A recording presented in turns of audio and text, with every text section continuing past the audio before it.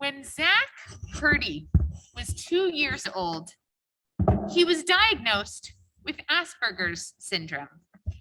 I understand that today he would have been diagnosed with autism, but at the time Asperger's was identified separately. When he was growing up, he used to have violent tantrums.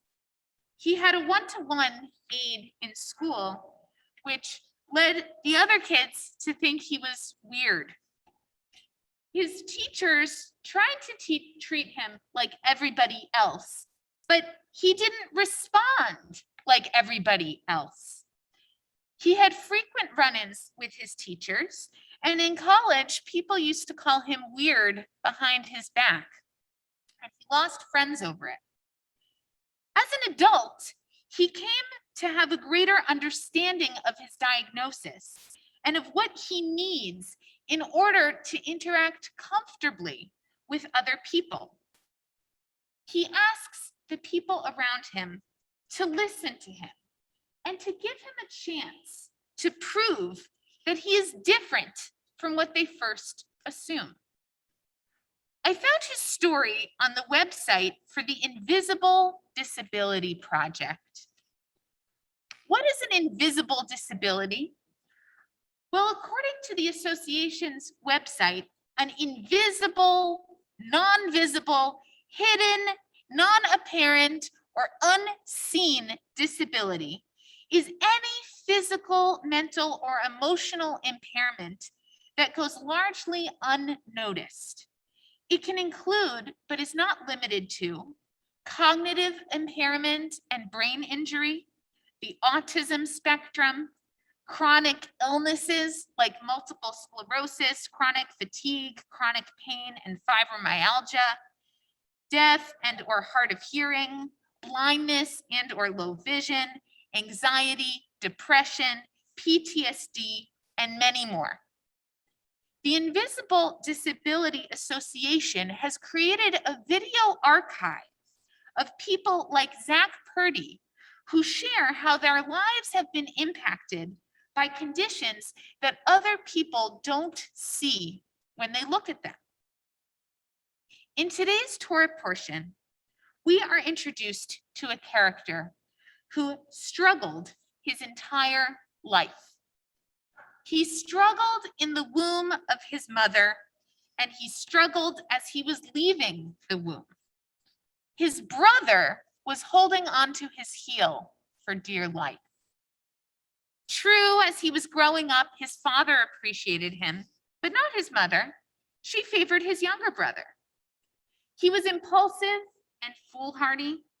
After all, he was willing to sell his birthright, his legal privilege, for a double portion of his father's estate for a mere bowl of porridge.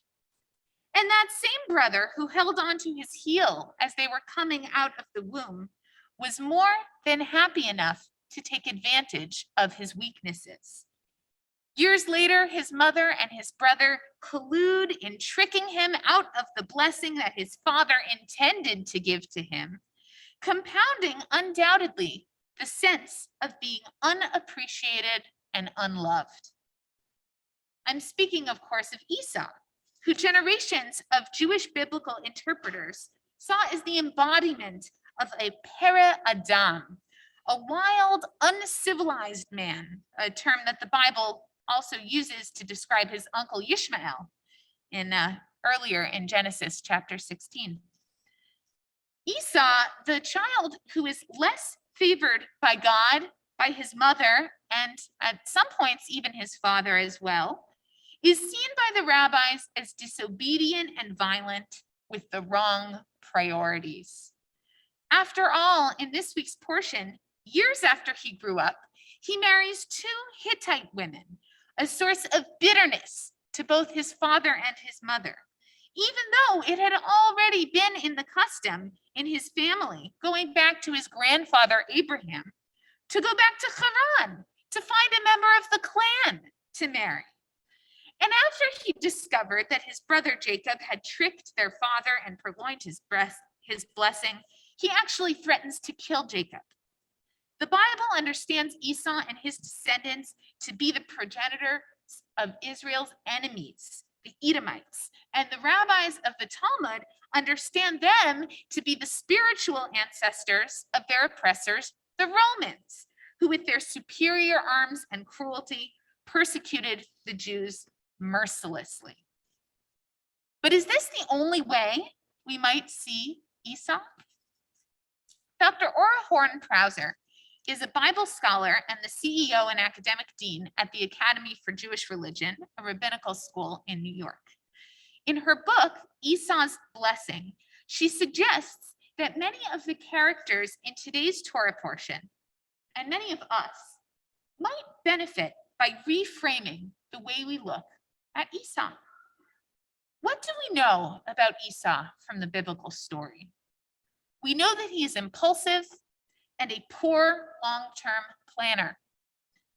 He prefers to be physically active. Not only that, but we also know that he loves to hunt and is presumably pretty good at it. What skills do you need to have to be a good hunter? Well, on the one hand, you need to be able to focus intently. But you also need to be able to, well, be distracted. You need to see things on the periphery.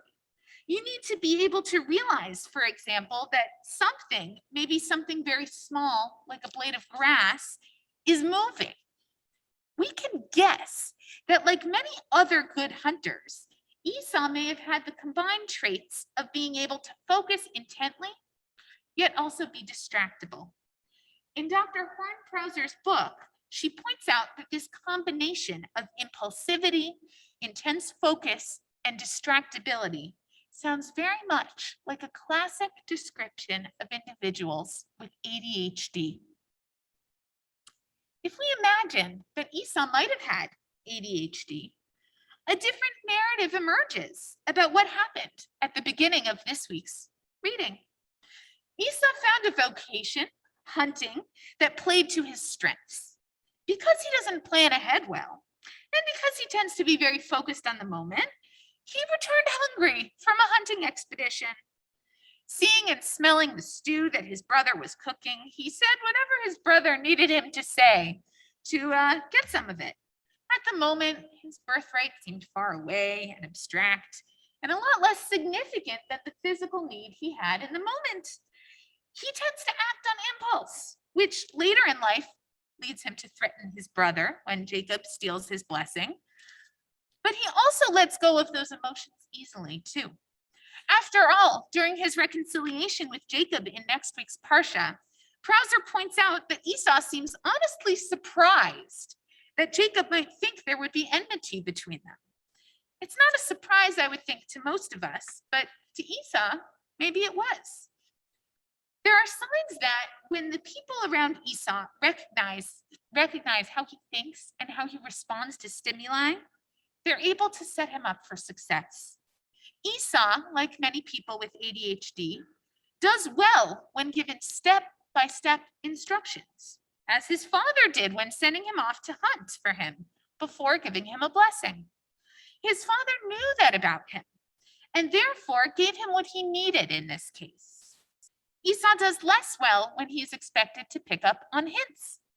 His parents, after all, never actually told him not to marry a Hittite. They simply, we might think, expected him to understand that this is what our family does. We don't marry Hittites. But at the end of today's Parsha, Esau eventually actually does come to realize that he has disappointed his parents with his choice. So he goes ahead and marries a relative, one of Yishmael's daughters, to be his third wife. But Yishmael? That's not the side of the family that lives in Haran that's considered part of the clan. Poor Esau, he doesn't seem to realize that he would have been better off marrying a relative on his mother's side.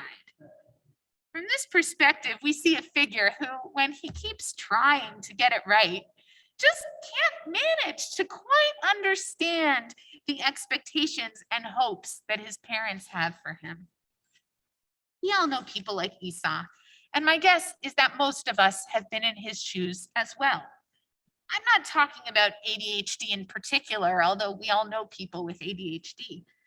I'm talking about being misunderstood because the way you think is just a little bit different than the people around you.